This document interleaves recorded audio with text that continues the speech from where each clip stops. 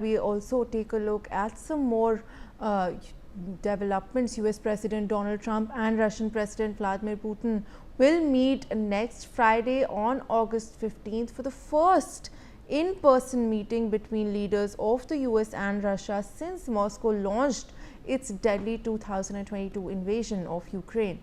The leaders are expected to meet in Alaska, Trump said in a post on Truth Social.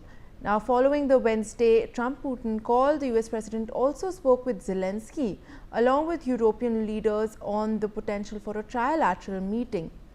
Viewers, 3 rounds of negotiations between Russia and Ukraine have failed to bear fruit, and it remains unclear whether a summit would bring peace any closer.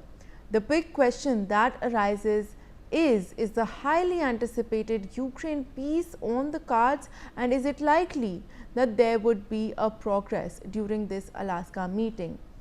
I have Major General P.K. Sehgal, defense expert, joining me on the broadcast. So, a very interesting and a highly anticipated meeting, in fact, between US President Donald Trump and Russian President Vladimir Putin that is likely next week. What do you think will be the outcome of this meeting? Will we finally see some headway in peace talks with regards to Russia and Ukraine after repeated attempts at a ceasefire have failed? The outcome is likely to be completely unacceptable to either European allies or to President Zelensky of Ukraine. Trump is talking of swapping of that, thereby clearly indicating that as far as the complete Donetsk region is concerned, Russia can keep that, it can also keep Crimea. And swapping territories is that Russia, which occupied 20% of Kherson and Zaporizhzhia, which is the key nuclear plant, that portion they will vacate. And secondly, Putin wants control over Eastern Europe, that is the erstwhile countries which were part of the Soviet Union. He wants control over them. He wants Zelensky to be removed. He is wanting marginalization of the Ukrainian army. As far as Ukraine is concerned, Ukraine is categorically stating that they will not accept any preconditions of any sort. The talks must be held without any conditions. I don't know what has been transpired between Zelensky and Trump, because Trump has also spoken to Zelensky. There is absolutely no way that after losing huge amount of manpower, material, finances, that Zelensky is going to trade off the territory. In fact, he is categorically stating that what was occupied in 2014 Crimea, even Russia should vacate Crimea also. And they continually attacking through drones Russia's refineries and Russia's infrastructure. In return, Russia over the last 3.5 years has not been able to capture more than 20% of the original territory.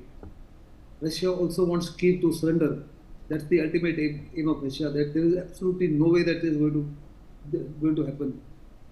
Interestingly, the meeting earlier was planned on 11th August in UAE. Trump wanted the meeting to take place in Vatican and was pressurizing the Italian government to host this meeting, and they were resisting it. Eventually, he on social media announced that the meeting will take place on the 15th of August in Alaska. The Russians responded by saying it's logical, as it's very close to, in close proximity to Russia, and they accepted it.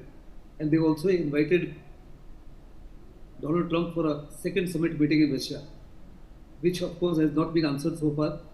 But I am very certain, I don't know whether trilateral will take place or not, because Putin does not want to come face to face with Zelensky, whereas Zelensky has been insisting right from the beginning that he should be part of the thing, and he's also been insisting that European Union should also be part of any dialogue, any discussion that takes place on the future of Ukraine. I'm not too sure, even if the agreement is being tied up between Trump. I'm told that when Witkoff went and met Putin for 3 hours, the discussion was on the same swapping of territories. I'm told Putin is in agreement that they keep the complete eastern Donetsk, and in return they hand over or they vacate Zaporizhzhia and Kherson. I am absolutely certain that this is going to be unacceptable to either to Europe or to Zelensky. And it is for the Ukrainians to decide whether Zelensky should stay on or whether he should go.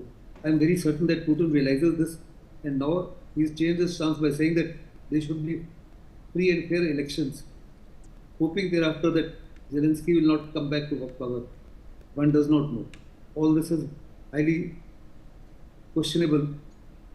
I am not too certain whether the ceasefire will take place after the first meeting. The first meeting will only be, I'll say, a sort of a probing each other's mind. Putin will try to probe what exactly Donald Trump has on offer, and Donald Trump would like to say to what extent is Putin willing to make compromises as far as Ukraine is concerned.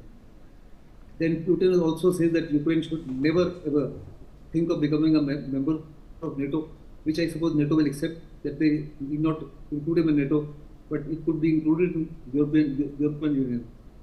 Secondly, the question of marginalization or degradation of the Ukrainian army, I don't think anybody in Ukraine will accept that, because one is not too sure, even if a temporary ceasefire does take place, like has taken place between Israel and Lebanon, Israel and Syria, and every second day the ceasefire is broken.